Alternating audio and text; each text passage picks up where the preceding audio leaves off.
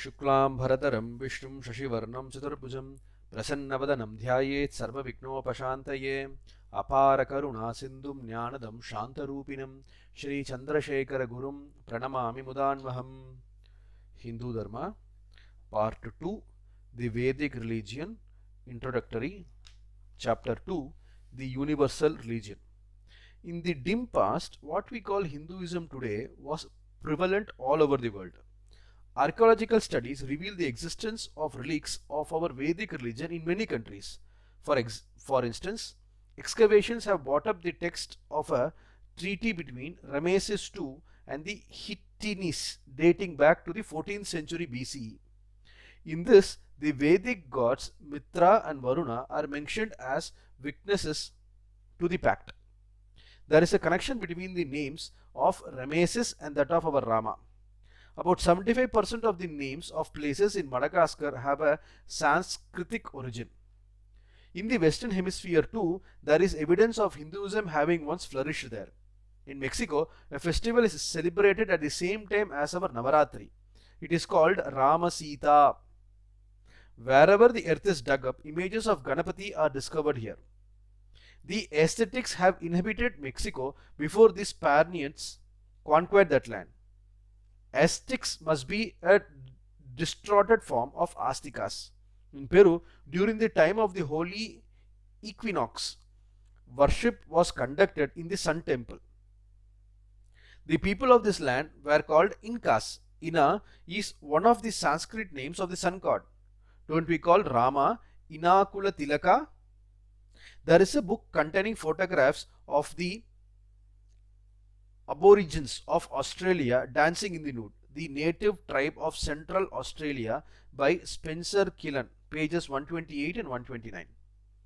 A close look at the pictures captioned Shiva dance shows that the dancers have a third eye drawn on the forehead. In a virgin forest in Borneo, which it is said has not been penetrated by any human being until recently, explorers have found a sacrificial post with an inscription in a script akin to our Grantha characters. Historians know it as the inscription of Mulavarman of Kotini. Mention is made in it of a sacrifice, the king who performed it, the place where the Vyupa was installed.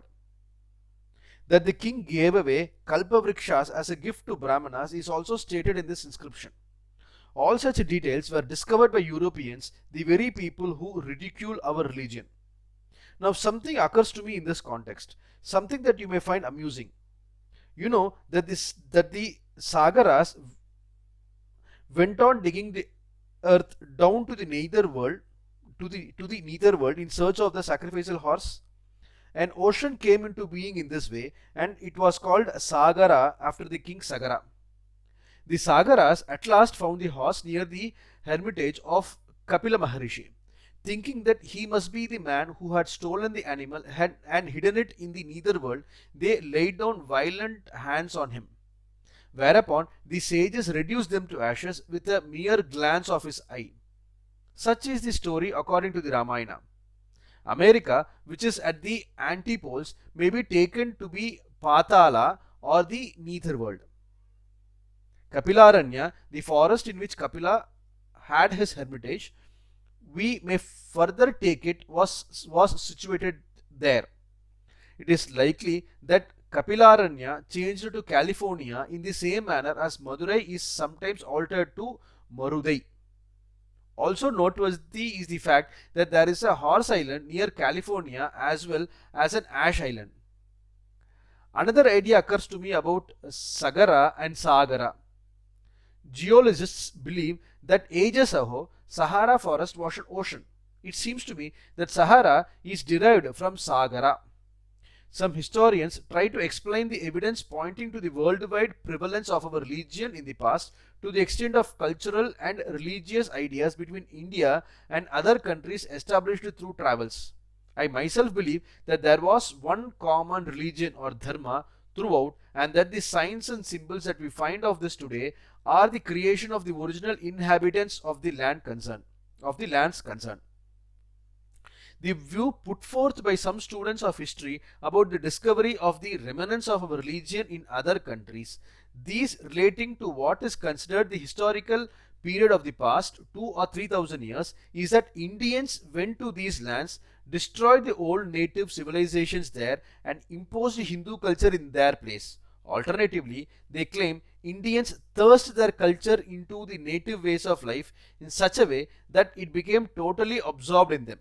The fact, however, is that evidence is to be found in many countries of their Vedic connection dating back to 4,000 years or more. That is, with the dawn of civilization itself, aspects of the Vedic religion existed in these lands. It was only consequently that the inhabitants of these religions came to have a religion of their own.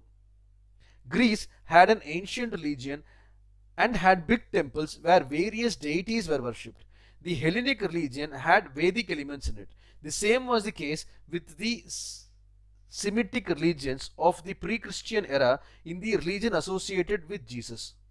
The aborigines of Mexico had a religion of their own. They shared the Vedic view of the divine in the forces of nature and worshipped them as deities. There was a good deal of ritual in all such religions. None of these religions, including that of Greece, survives. The Greek civilization had once attained to the heights of glory. Now, Christianity flourishes in Greece. Buddhism has spread in Central Asia and in East Asia up to Japan. According to anthropologists, religions in their original form exist only in areas like the forests of Africa. But even these ancient faiths contain Vedic elements. Religious and philosophical truths are often explained through parables, stories, so that ignorant people can understand them easily. Since metaphysical concepts are difficult to grasp, either they have to be told in the form of a story or they have to be given the form of a ritual. That is, they must find expression as religious acts. For the common people, the performance of a rite is a means of finding the truth present in it in the form of a symbol. I do not, however, agree with the view that all rituals are nothing but symbolic in their significance and that there is no need to perform them so long as their inner meaning is understood. Ritual has its own place and efficacy. Similarly, I would not say that stories from the Puranas are nothing but illustrations or examples of certain truths or doctrines. As stories, they are of high order and I believe that they really happen. But at the same time, they demonstrate the meaning of certain truths. As for rites, their performance brings us benefits.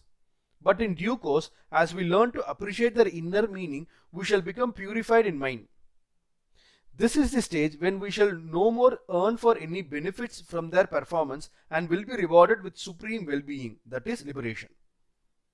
It is likely though that with the passage of time, some stories or rites will become far removed from their inner meaning, or it may be the inner meaning will be altogether forgotten. So it must be that when new religions took shape abroad after the lapse of thousands of years, religions not connected with the Vedic faith, that is the root, the original Vedic concept became transformed or distorted. You must be familiar with the story of Adam and Eve, which belongs to the Hebrew tradition. It occurs in the Genesis of the Old Testament and speaks of the tree of knowledge and God's commandment that its fruit shall not be eaten. Adam at first did not eat, but Eve did. After that, Adam too ate the forbidden fruit. Here, an Upanishadic concept has taken the form of a biblical story. But because of the change in time and place, the original idea has become distorted or even obliterated. The Upanishadic story speaks of two birds perched on the branch of a pipila tree. One eats the fruit of the tree while the other merely watches its companion without eating. The pipala tree stands for the body. The first bird represents a being that regards itself as the jivatma or individual self, and the fruit it eats signifies sensual pleasure. in the same body, symbolized by the tree. The second bird is to be understood as the Paramatman. It is the support of all beings, but it does not know sensual pleasure. Since it does not eat the fruit, it naturally does not have the same experience as the Jivatman, the first bird. The Upanishad speaks with poetic beauty of the two birds. The one who eats the fruit is the individual self, Jiva, and the one who does not eat is the supreme reality, the one who knows himself to be the Atman. It is this Jiva that has come to be called Eve in the Hebrew religious tradition.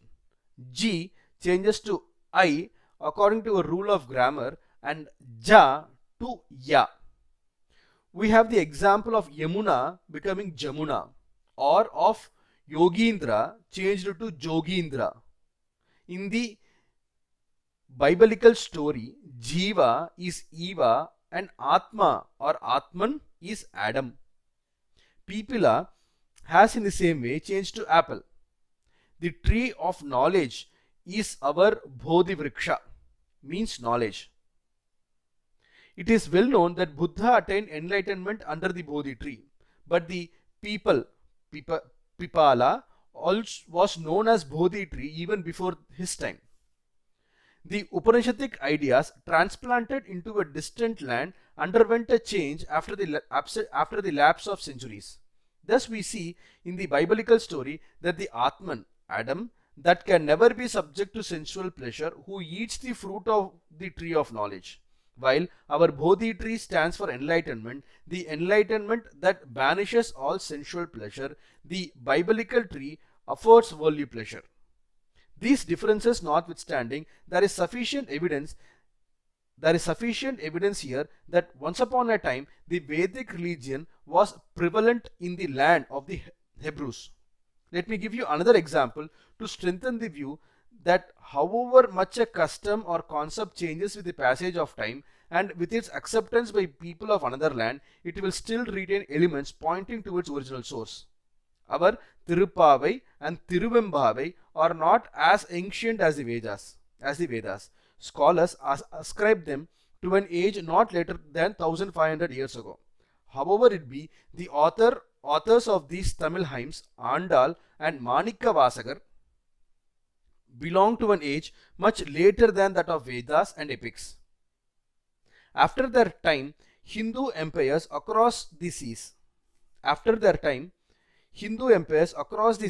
even the Chola kings extended their sway beyond the shores of the country. More worthy of note than our naval expeditions was the great expansion in our sea trade and the increase with it of our foreign contacts. As a result, people abroad were drawn to the Hindu religion and culture. Among the regions that developed such contacts, Southeast Asia was the most important. Islands like Bali in the Indonesian archipelago became wholly Hindu. People in Siam, Thailand, Indochina and the Philippines came under the influence of Hindu culture. Sri Vijaya was one of the great emperors of Southeast Asia. Here, the Paramaguru briefly touches upon the stages representing the emergence of various religions. In the primeval times of the Vedic religion was prevalent everywhere. This was the first stage. In the second stage, new religions emerged in various parts of the world. In the third stage, these decayed and their place was taken by Buddhism, Christianity and Islam. In the subsequent stage, the Hindu civilization became a living force outside the shores of India also, particularly in Southeast Asia. This was the period during which great temples reminded us of those of Tamil Nadu ashore with the spread of our religion and culture. Angkor Wat in Cambodia, Borobudur in Java, Indonesia, Parambanan also in Java. Now, it was that our Tirupavai and Tiruvembavai made their passage to Thailand. Even today, a big festival is held in Thailand in December-January, corresponding to the Tamil Margali, the same month during which we read the Tirupavai and Tiruvembavai with devotion. As part of the celebrations, a Dolotsava swing festival is held. A remarkable feature of this is that in the ceremony meant for Vishnu, a man with the makeup of Shiva is seated on the swing. This seems to be in keeping with the fact that Tirupavai and Tiruvambavai contribute to the unification of Vaishnavism and Saivism. If you ask the people of Thailand about Pavai, poems, they will not be able to speak about them. It might seem that there is no basis for connecting the Thai festival with the Pavai works merely because it is held in the month corresponding to the Tamil Margali.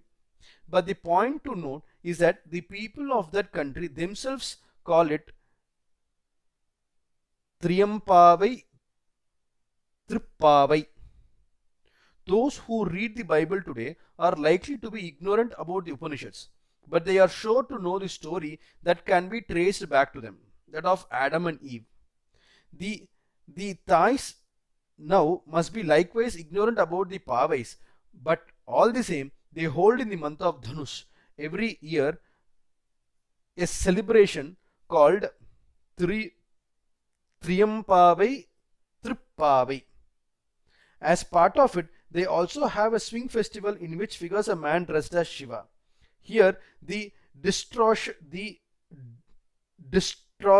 in the observance of a rite have occurred during historical times. One of the distortions is that of Shiva being substituted for Vishnu. Also during this period, the Thais have forgotten the Pavais, but significantly enough, they still conduct a festival named after them. Keeping these facts before you, take your mind back to 3 or 4,000 years ago and imagine how a religion or culture would have changed after its passage to foreign lands. It is in this context that you must consider the Vedic tradition. For all the changes and distortions that it has undergone in our countries during the past millennia, its presence there is still proclaimed through elements to be found in the regions that supplanted it. How are we to understand the presence of Hindu ideas or concepts in the religious beliefs of people said to belong to prehistoric times? It does not seem right to claim that in the distant past our religion or culture was propagated in other countries through an armed invasion or through trade, that is, at a time when civilization itself had not taken shape there. This is why I feel that there is no question of anything having taken from this land and introduced into another country. The fact, according to me, is that in the beginning of the Vedic religion was prevalent all over the world. Later, over the centuries, it must have gone through a process of change and taken different forms. These forms came to be called the original religions of these various lands, which in the subsequent period, during historical times, came under Buddhism, Christianity or Islam, as the case may be. Hari Om Tat Sat.